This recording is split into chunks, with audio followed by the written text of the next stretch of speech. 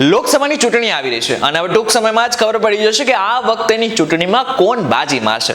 પરંતુ એ પહેલા રાજકીય પાર્ટીઓએ પોતાના મોટા ભાગના ઉમેદવારો જાહેર કરી નાખ્યા છે. તમારા વિસ્તારમાં જે પણ ઉમેદવાર હશે, જો એ જીતશે તો આગળના સમયમાં સાંસદ બનશે.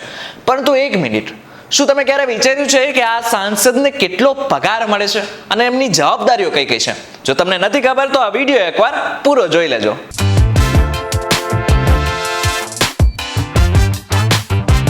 નમસ્કાર, VTVGujarati.com પર તમે જોઈ રહ્યા છો ડેલી ડોઝ અને હું છું આપણો દોસ્ત કરણ. આપણો દેશ લોકશાહીનો દેશ છે. આપણે નેતાઓને ચૂંટીને દિલ્હી સુધી મોકલીએ છીએ અને નેતાઓ જ એમાંથી એક વ્યક્તિ પસંદ કરે છે અને વડાપ્રધાન બનાવે છે. આપણા દેશના હાલના વડાપ્રધાન નરેન્દ્ર મોદી છે. આગળના સમયમાં ચૂંટણી છે અને ફરીથી નક્કી કરશે કે આગળના સમયમાં કોણ વડાપ્રધાન બનશે. પરંતુ આ સાંસદ અને પ્રધાનમંત્રી આપણી સેવા માટે હોય છે.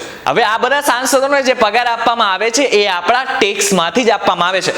તો તમને ચોક્કસથી એક વાર તો વિચાર આવ્યો જ હશે કે આ સાંસદોને પગાર કેટલો મળે છે. દેશમાં સાંસદોને ભથ્થા અને પગાર આપવા માટે અમુક નિયમો અને કાયદો છે. મેમ્બર ઓફ પાર્લામેન્ટ એક્ટ 1954 હેઠળ સાંસદને પગાર અને અન્ય સુવિધાઓ આપવામાં આવે છે. આ કાયદા મુજબ સાંસદને દર મહિને 1 લાખ રૂપિયા પગાર રૂપે આપવામાં આવે છે. આ સિવાય પણ 1 એપ્રિલ 2023 એક નિયમ બનાવવામાં આવ્યો છે, જે મુજબ દર 5 વર્ષે મોંઘવારી પ્રમાણે તેમનો પગાર અને ભથ્થું વધતું રહે છે. આટલું જ નહીં, જનસેવા માટે જો કોઈ સાંસદ ક્યાંય બહાર જતું હોય તો એમના માટે પણ એમને મુસાફરી ખર્ચ આપવામાં આવે છે. જો એ સડક માર્ગે જાય તો 16 રૂપિયા પ્રતિ કિલોમીટરે એમને આપવામાં આવે છે. આ તો વાત થઈ સડક માર્ગની.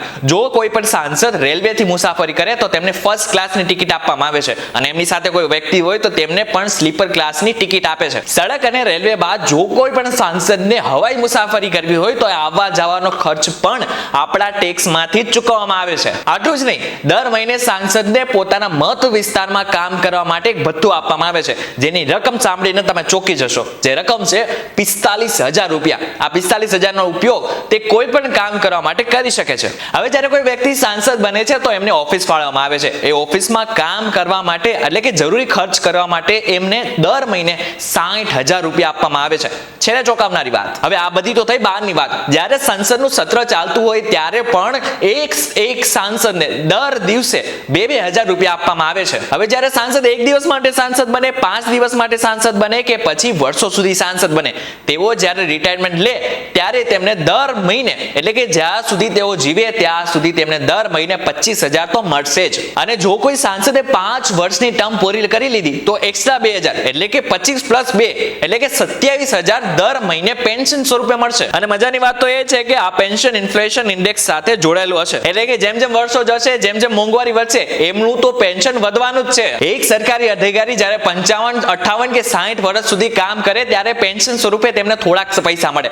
પરંતુ જો સાંસદ એક દિવસ કામ કરીને મૂકી દે તો પણ તેને જિંદગીભર પેન્શન મળતું રહેશે. તો ચોક્કસથી તમને એક વિચાર આવ્યો હશે કે આટલા પગાર મળે, આટલું બધું મળે અને આટલી સુવિધા મળે તો આ સાંસદને આખરે કરવાનું શું હોય છે?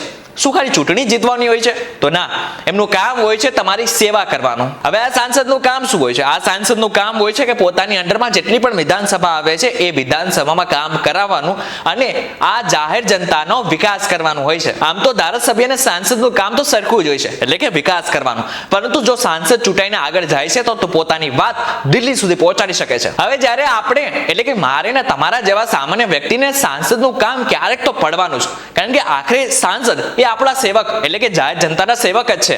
આપણે ક્યારેક ફરિયાદ હોય, આપણે ક્યારેક કોઈ કામ કઢાવવું હોય ત્યારે સાંસદનો કોન્ટેક્ટ કેવી રીતના કરવો? જો તમારે સાંસદનો કોન્ટેક્ટ કરવો હોય તો તમે ગૂગલમાંથી આરામથી તેમનો કોન્ટેક્ટ નંબર મેળવી શકો છો. ગૂગલમાં જઈને સ્ક્રીન પર દેખાતી વેબસાઇટ સર્ચ કરવાની છે. વેબસાઇટ ખુલે એટલે તમારે મેમ્બર્સના ઓપ્શન દેખાશે. એ ઓપ્શનમાં લિસ્ટ ઓફ મેમ્બર્સમાં જવાનું છે. હવે લિસ્ટ ઓફ મેમ્બર્સમાં ગયા પછી તમારા સાંસદનું નામ સર્ચ કરવાનું છે, જ્યાં તમને તમારા મત વિસ્તાર પ્રમાણે સાંસદનું નામ મળશે. હવે જ્યારે તમે તમારા સાંસદનું નામ સર્ચ કરશો એટલે જ તમને જમણી બાજુ તેના ટેલિફોન નંબર અને ઈમેલ આઈડી પણ દેખાશે. એમાં જઈને તમે તમારી ફરિયાદ કે સૂચનો આપી શકો છો. ત્યારે હવે તમને સમજાઈ ગયું હશે કે આખી સિસ્ટમ કામ કેવી રીતના કરે છે અને હવે તમને એ પણ ખબર પડી ગઈ હશે કે તમારા મત વિસ્તારના સાંસદનો પગાર અને એમની ફરજો અને જવાબદારીઓ કેટલી છે. જો હવે તમને આ બધું સમજાઈ ગયું હોય તો એક વસ્તુ તો તમારે આજે ચોક્કસથી કરવાની છે. તમારા વિસ્તારમાં હવે ઉમેદવાર નવા કોણ છે એ અમને કોમેન્ટ કરીને ચોક્કસથી જણાવવાનું છે. અને જો આ વિડીયો તમને પસંદ આવ્યો તો વિડીયોને લાઈક અને શેર જરૂરથી કરવાનો છે તથા આવા જ ઇન્ફોર્મેટિવ વિડીયોઝ માટે VTVGujarati.com સાથે જોડાયેલા રહેજો.